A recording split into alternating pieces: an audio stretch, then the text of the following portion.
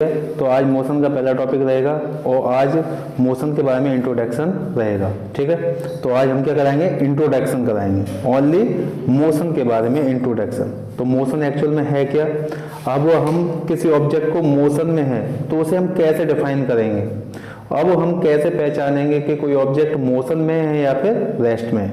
तो इसे पहचानने के लिए कुछ डेफिनेशंस हैं और कुछ ऑब्जेक्ट के अंदर एक्टिविटी होती है जिसकी वजह से हम उसे पहचान सकते हैं कि कोई ऑब्जेक्ट मोशन में है या फिर वो रुका हुआ है। तो अगर कोई ऑब्जेक्ट अपने वातावरण, अपने सराउंडिंग के रेस्पेक्ट में अपनी पोजीशन चेंज करता है, लगातार अपनी पोजीशन चेंज करेगा तो वो मोशन में कहलाएगा। अगर कोई ऑब्जेक्ट रेस्ट में है तो उसकी कंडीशन क्या होती है, वो अपने सराउंडिंग के रेस्पेक्ट में अपनी पोजीशन चेंज नहीं करता, सराउंडिंग के रेस्पेक्ट में अपनी पोजीशन चेंज नहीं करेगा तो वो क्या होगा, रेस्ट में होगा ऑब्वियसली। ठीक है, तो इतनी बात समझ में आ गए।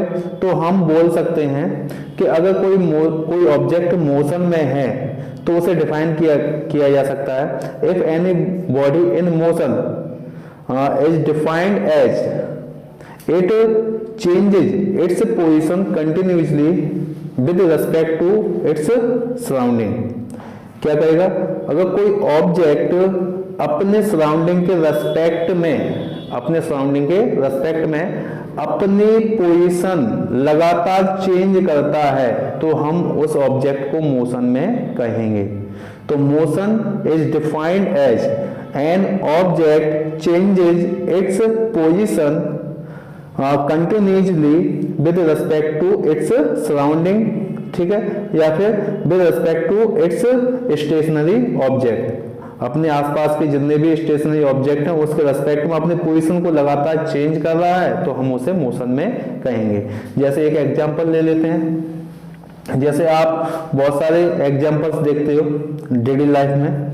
जैसे आपने देखा कि कार मूविंग कर रही है लेकिन उसके बगल से जो लोग हैं वो खड़े हुए हैं। ठीक है, अब जैसे आपकी जो कार होती है स्ट्रेट लाइन पर मोशन करती है, स्ट्रेट रोड पर मोशन करती हो, तो आप उसके रेस्पेक्ट में क्या हो, रेस्ट में हो, आप उसे देख रहे हो।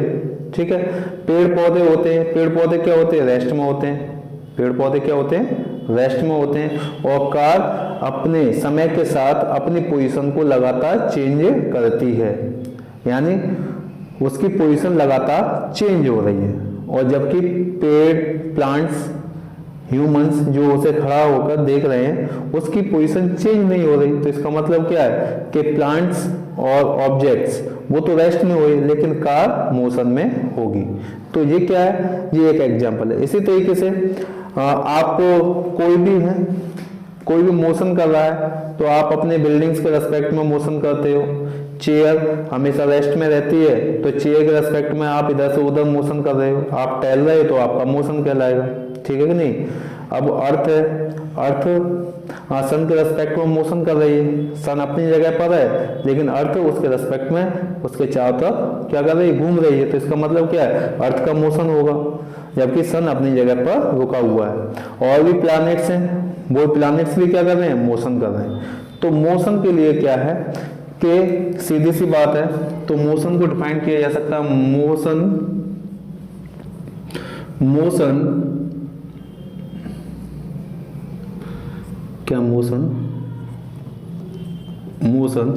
Is defined as it an object changes its position continuously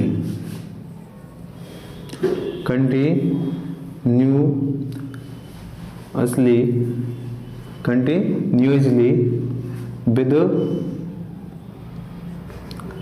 respect to its surrounding।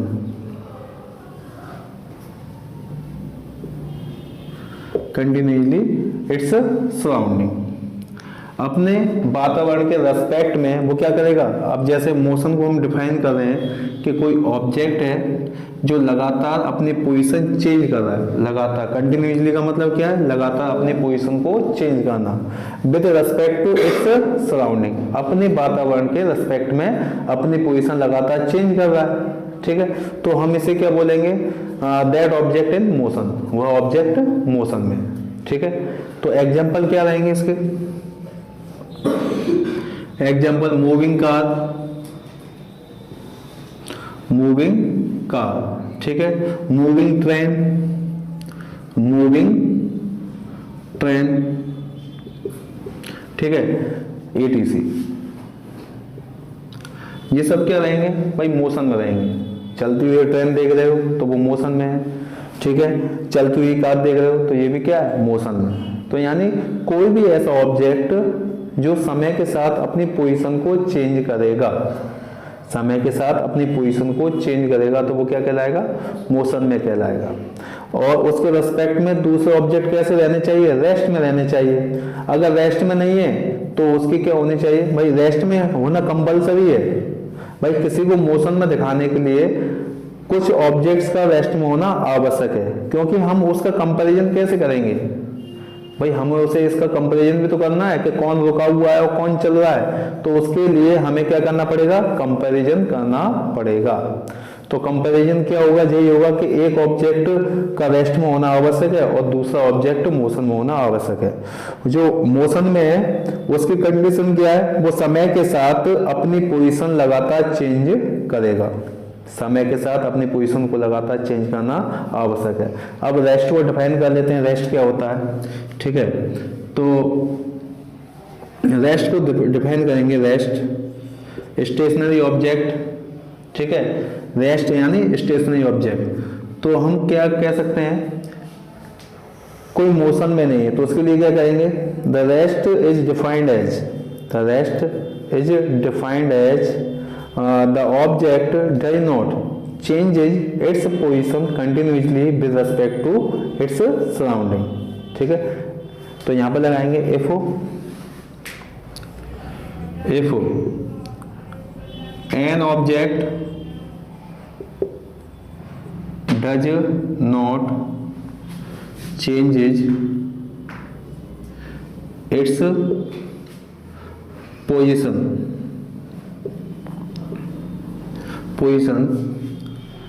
continuously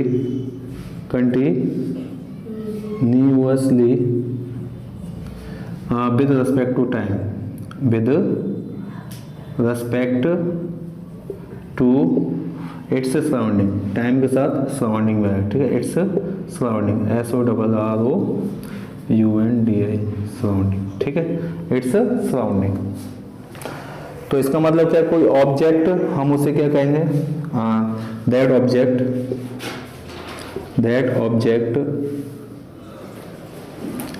at rest, ठीक है, यहां पर लिख सकते हो ऑब्जेक्ट एट रेस्ट। तो ऑब्जेक्ट एट रेस्ट में कब होगा, जब कोई ऑब्जेक्ट अपनी position does not change its position continuously, अपनी पोजीशन को लगातार चेंज नहीं करेगा। जैसे ये मैं जिस ट्राइपॉड से अपनी वीडियो शूट कर रहा हूँ, ठीक है, तो ये ऐसे जैसा है वैसे के वैसा रखा हुआ है, लेकिन मैं ऐसे यहाँ पर बोर्ड के आगे टहल रहा हूँ।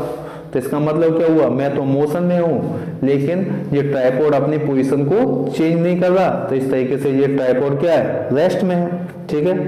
ये चेयर, टेबल जैसी रखी रहती है वो अपनी समय के साथ पोजीशन को चेंज नहीं कर रही, ठीक है। वॉल्स हैं, ठीक है, वॉल्स ऑफ बिल्डिंग, ठीक है। तो ये सभी रेस्ट में होंगे। ऑब्जेक्ट एग्जांपल्स क्या रहेंगे, इसके एग्जांपल्स रहेंगे बेटा। तो यहाँ पर हम लिखेंगे, बताओ कौन कौन से एग्जांपल्स रहेंगे। जैसे चेयर हो गई, ठीक है, चेयर। दूसरे प्लांट्स, ठीक है, प्लांट्स हो गए। बिल्डिंग्स हो गई, बिल्डिंग्स, ठीक है। Standing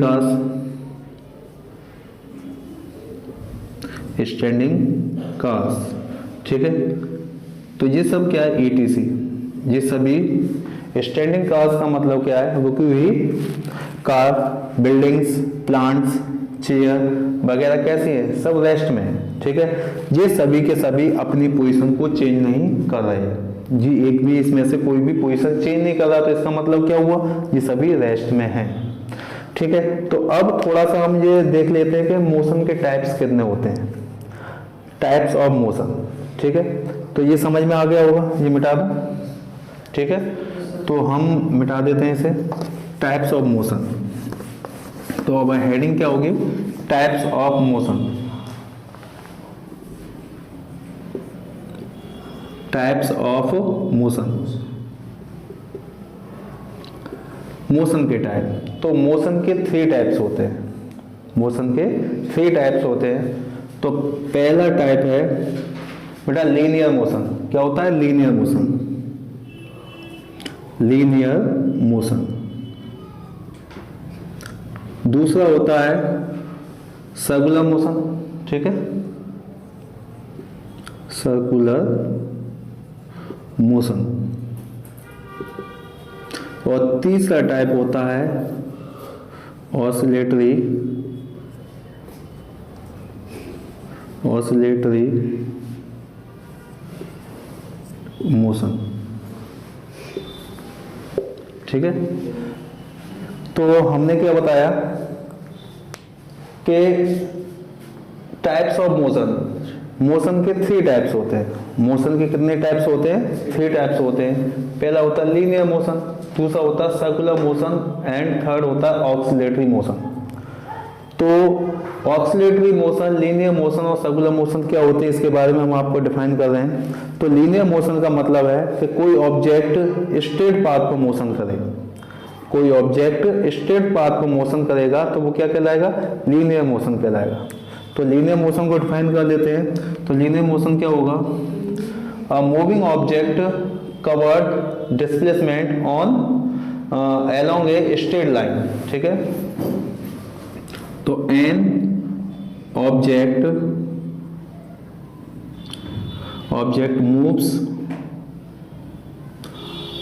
moves along a straight line,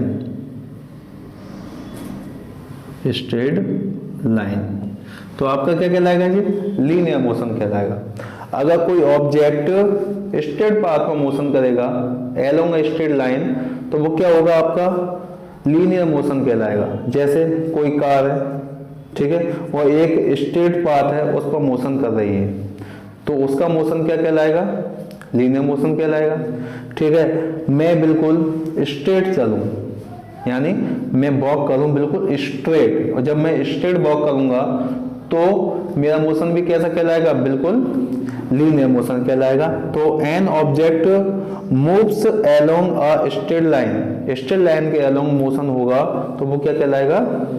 या फिर ये कह सकते हो कि हम क्या करें, एक थ्रेड ले लें, थ्रेड माने धागा ले लें, और धागे को 2 सिरों पर बांध दें, ठीक है, एक इधर बांध दें, एक इधर बांध दिया, और बिल्कुल स्ट्रेच कर दें, और उसके ऊपर एक आंट यानी चीटी को छोड़ दें।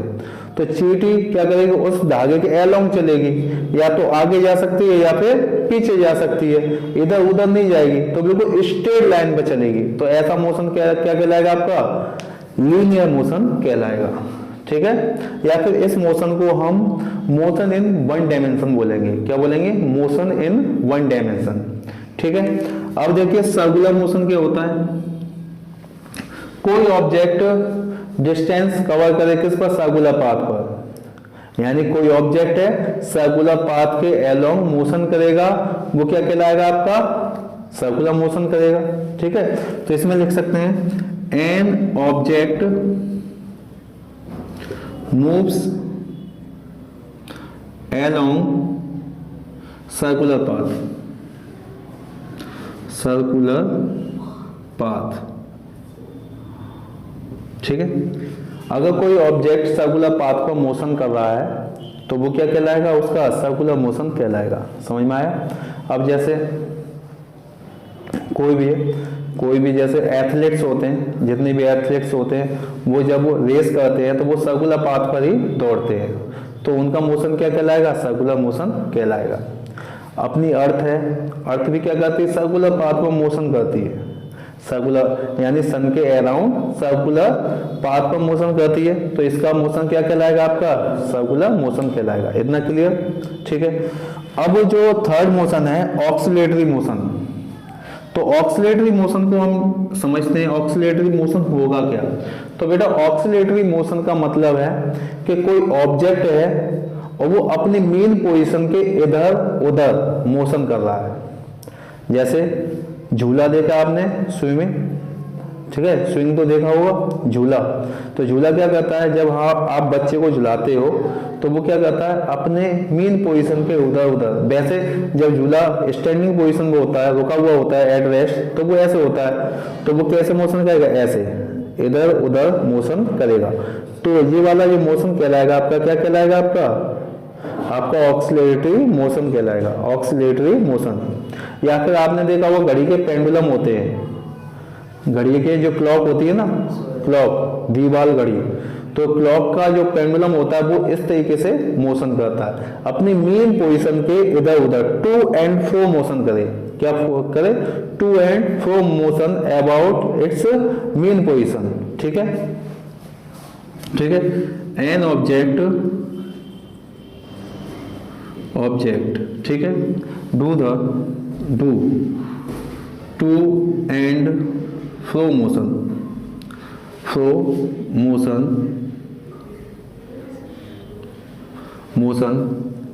अबाउट around its about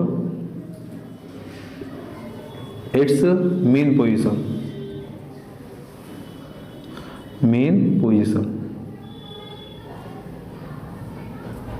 ठीक है, मेन पोजीशन। तो अबाउट मेन पोजीशन के क्या करेगा, टू एंड फ्रो मोशन करना चाहिए, ठीक है। कैसा करना चाहिए, टू एंड फ्रो मोशन करना चाहिए। मेन पोजीशन का मतलब क्या है, जहां पर वो रेस्ट में होता है, तो ये वाली पोजीशन क्या कहलाएगी, उसकी मेन पोजीशन कहलाएगी। ये एक्सट्रीम पोजीशन, ये मेन पोजीशन, ये एक्सट्रीम पोजीशन, फिर ये मेन पोजीशन। अब इस टाइम पे इसकी ये मेन पोजीशन है, तो इस मेन पोजीशन पे ये इधर जाएगा, ठीक है, फिर यहाँ पर अपनी मेन पोजीशन पाएगा, फिर इधर जाएगा।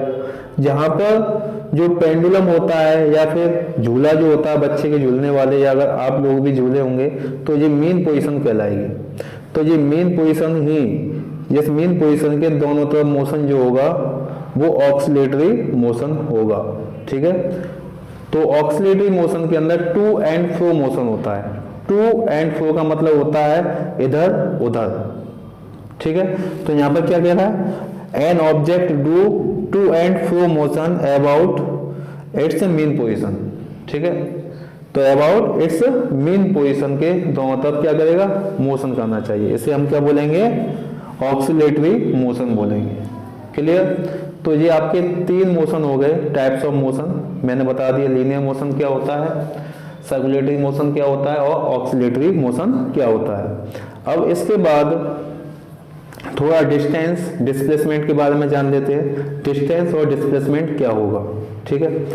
तो डिस्टेंस और डिस्प्लेसमेंट से हमें ये पता लगेगा, फिर उसके बाद हम कि डिस्टेंस कितनी है, हमें तो अभी ये भी पता नहीं है कि डिस्टेंस एक्चुअल में होती क्या है, डिस्प्लेसमेंट एक्चुअल में होता क्या है। तो ये दोनों चीज़ें जान लेते हैं। तो सबसे पहले हम लगाते हैं डिस्टेंस, तो ये मिटा देते हैं हम।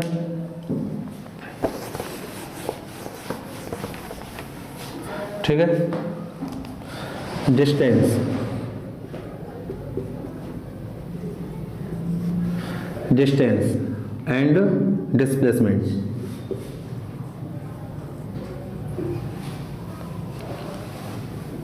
Distance and displacement. तो सबसे पहले हम जानेंगे डिस्टेंस। डिस्टेंस एक्चुअल में है क्या। तो डिस्टेंस क्या है कि कोई ऑब्जेक्ट जिस पाथ पर लेंथ कवर करेगा, डेफिनेट पाथ होना चाहिए। क्या होना चाहिए उसका, डेफिनेट पाथ। उसका अगर डेफिनेट पाथ है और उसकी लेंथ को टोटल काउंट किया जाए तो वो क्या कहलाएगा, आपका डिस्टेंस कहलाएगा। और डिस्टेंस में डायरेक्शन नहीं होती। तो सबसे पहले डिस्टेंस आपकी क्या होती है, स्केलर क्वांटिटी होती है। क्या होती है, स्केलर क्वांटिटी होती है। क्योंकि इसमें डायरेक्शन की आवश्यकता नहीं है, सिर्फ हमें क्या चाहिए, मैग्नीट्यूड चाहिए। क्या चाहिए, मैग्नीट्यूड। तो मैग्नीट्यूड क्या है आपको पता ही है, उसका न्यूमेरिकल वैल्यू। डिस्टेंस की न्यूमेरिकल वैल्यू को हम क्या बोलते हैं, मैग्नीट्यूड बोलते हैं। तो आप सबसे पहले इसकी डेफिनेशन देख लेते हैं। डेफिनेशन क्या है इसकी, डिस्टेंस को, तो डिस्टेंस को डिफाइन करेंगे तो लेंथ कवर, ठीक है, by moving object, length covers by a moving object on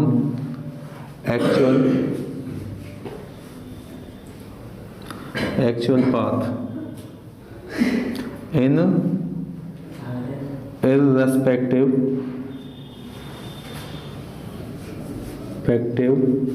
direction। ठीक है, length covers by a moving object on actual path in irrespective direction. यानी एक्चुअल पाथ का मतलब क्या, डेफिनेट पाथ। जो डेफिनेट पाथ है उसकी लेंथ को क्या कर लिया जाए, काउंट कर लिया जाए। जब उसकी लेंथ को हम काउंट कर लेंगे, मेजर कर लेंगे, वही आपकी क्या बन जाएगी, डिस्टेंस बन जाएगी। ठीक है, तो डिस्टेंस का मतलब समझ गए आप, length covers by a moving object on actual path is irrespective direction, in irrespective direction. तो देखिए यहाँ पर कोई ऑब्जेक्ट ओ पॉइंट पर है, ये क्या ओ पॉइंट है, यहां से ये 2 किलोमीटर चलता है ए पॉइंट तक, तो ये कितना चला, 2 किलोमीटर। ठीक है, फिर ये बी पॉइंट पर चला 1 किलोमीटर, फिर ये 1 किलोमीटर फिर दोबारा से चलता है सी पॉइंट के लिए, फिर ये डी पॉइंट पर 5 किलोमीटर चलता है। तो इसका टोटल लेंथ क्या हुआ, तो हम क्या कर लें, एक्चुअल पाथ की लेंथ को काउंट कर लें। एक्चुअल पाथ की लेंथ को काउंट कर लें। अब एक्चुअल पाथ क्या होगा, एक्चुअल पाथ क्या होगा, ओ से ए तक गया, ए से बी तक गया, और बी से सी तक गया, और सी से डी तक गया। तो ये क्या हो गया, एक्चुअल पाथ हो गया, डेफिनेट पाथ हो गया। तो इसकी लेंथ को अगर हम कवर कर लेंगे, हम इसे काउंट कर लेंगे, तो हमें क्या मिल जाएगा, डिस्टेंस मिल जाएगा।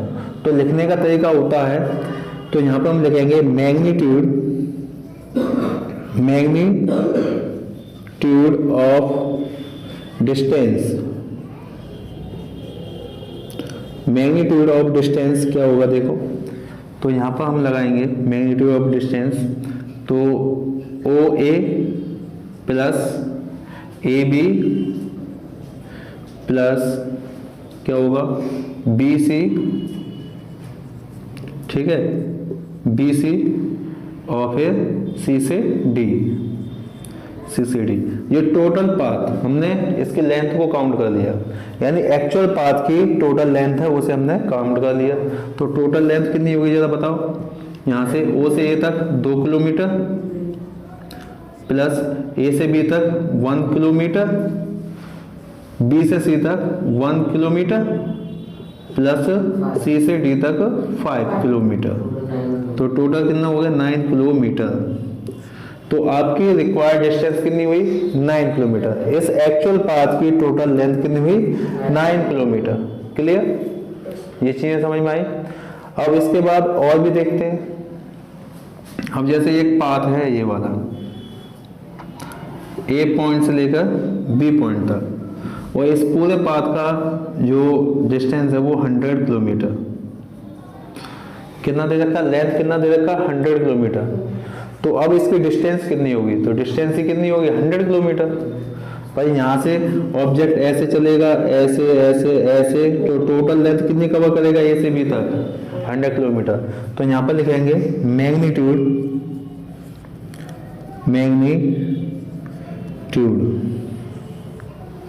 मैग्नीट्यूड ऑफ पाथ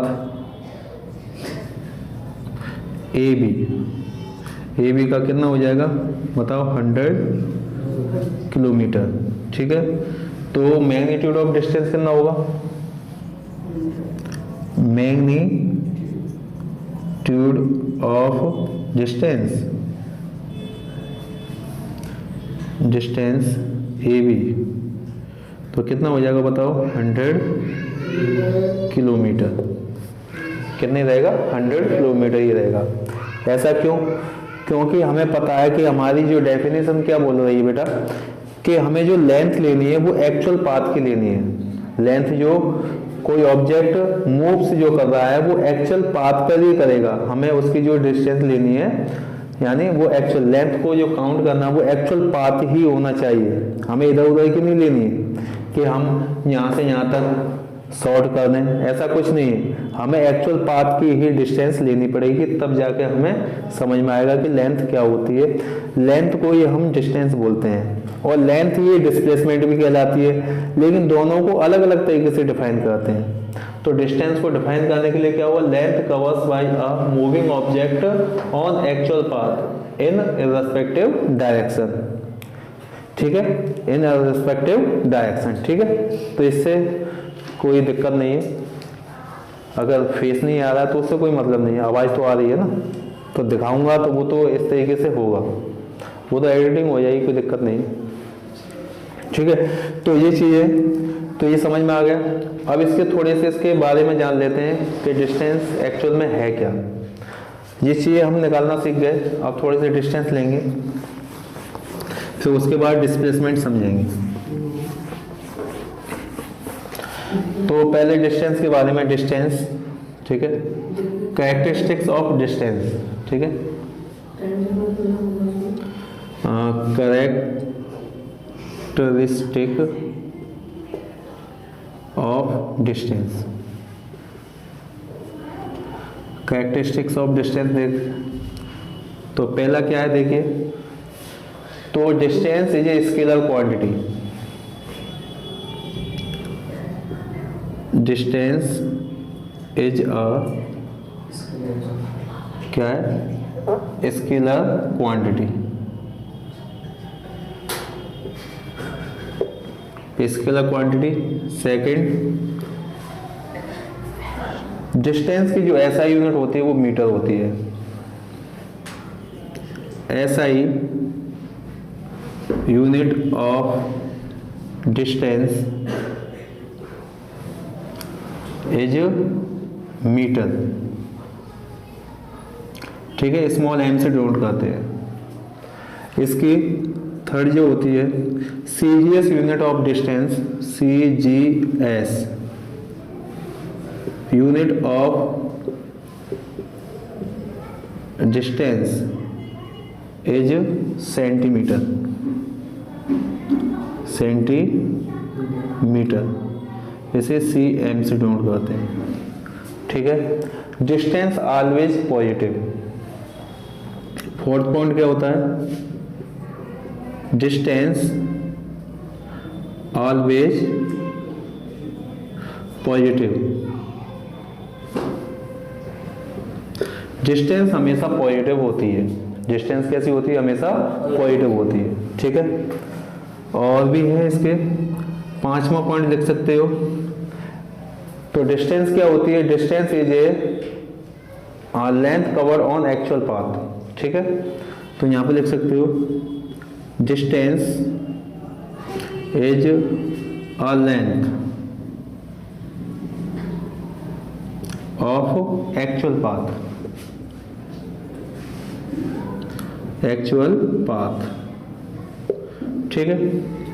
तो ये आप देख सकते हो। तो distance is a scalar quantity, scalar quantity होती है, तो इसके अंदर सिर्फ ओनली मैग्नीट्यूड, तो यहाँ पे लिख सकते हैं हम it has only magnitude, magnitude, इसके अंदर ओनली मैग्नीट्यूड होता है, डायरेक्शन नहीं होती। SI unit of distance is metre, distance की ऐसा यूनिट मीटर होती है। CGS unit of distance is centimetre, तो डिस्टेंस की सीजीएस यूनिट कितनी क्या होती है आपकी, सेंटीमीटर होती है। एमकेएस यूनिट और होती है, तो एम के एस यूनिट भी क्या होगी आपकी मीटर होगी। और अगर एफपीएस यूनिट देख रहे हो तो एफपीएस क्या होगी फुट होगी। एफपीएस यूनिट जो होगी क्या होगी आपकी फुट होगी। क्लियर। अब देखिए डिस्टेंस ऑलवेज पॉजिटिव, डिस्टेंस हमेशा पॉजिटिव होती है, ठीक है, कभी डिस्टेंस जीरो नहीं हो सकती, ठीक है। तो यहाँ पर 6 पॉइंट लिख सकते हो, डिस्टेंस, ठीक है, नेवर जीरो, डिस्टेंस कभी जीरो नहीं होगी। क्लियर। अब distance is a length of actual path, distance क्या होती है, एक लेंथ होती है किसकी, एक्चुअल पाथ की, जो किसके द्वारा कवर की जाती है, मूविंग ऑब्जेक्ट द्वारा कवर की जाती है, ठीक है। कौन कवर्स करेगा उसे, मूविंग ऑब्जेक्ट ही तो कवर करेगा, स्टेशनरी ऑब्जेक्ट तो करने से रहा, स्टेशनरी ऑब्जेक्ट तो एक ही जगह रख दिया तो वो वहीं में ही रहेगा, ठीक है। तो हमेशा कौन करेगा इसे, मूविंग ऑब्जेक्ट कवर करेगा, ठीक है। तो ये हो गया आपका डिस्टेंस, इतना क्लियर हो गया। तो अब इसके बाद थोड़ा सा ये जान लेते हैं कि डिस्टेंस को पहचानेंगे कैसे। तो मेन चीज ये डिस्टेंस को पहचानने का तरीका कि जैसे आपसे कोई कहता है 5 किलोमीटर, तो 5 किलोमीटर, तो आपको ये तो पता लग रहा है कि ये भाई डिस्टेंस है 5 किलोमीटर, यानी यहाँ पर ये तो है कि कोई दूरी है, कोई लेंथ है, लेकिन इसके अंदर डायरेक्शन नहीं है। 5 किलोमीटर किधर है, किस डायरेक्शन में, डायरेक्शन का कोई अता पता नहीं है, तो ये क्या कहलाएगी आपकी, डिस्टेंस कहलाएगी। जिसमें कोई डायरेक्शन नहीं होगी तो वो क्या कहलाएगी आपकी, डिस्टेंस कहलाएगी, ठीक है। और जिसके अंदर डायरेक्शन आ जाएगा वो डिस्प्लेसमेंट कहलाएगा। सीधी सी बात है, जिसके अंदर डायरेक्शन आएगा वो डिस्प्लेसमेंट कहलाएगा, ठीक है। तो अब इसके बाद हम डिस्प्लेसमेंट देख लेते हैं, डिस्प्लेसमेंट क्या होता है, मिटाए इसे, ठीक है। ये इसके कुछ कैरेक्टरिस्टिक्स होते हैं जो हमने देख लिए।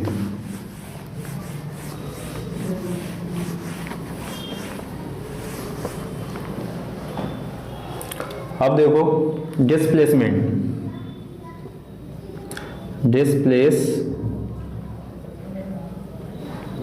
डिस्प्लेसमेंट तो डिस्प्लेसमेंट क्या है, एक वेक्टर क्वांटिटी है।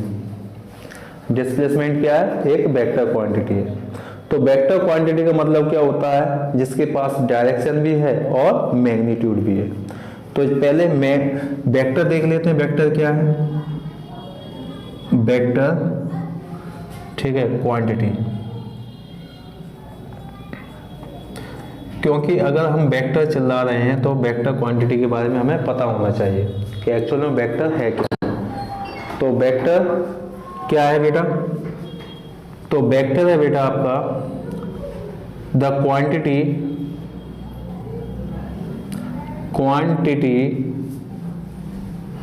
which have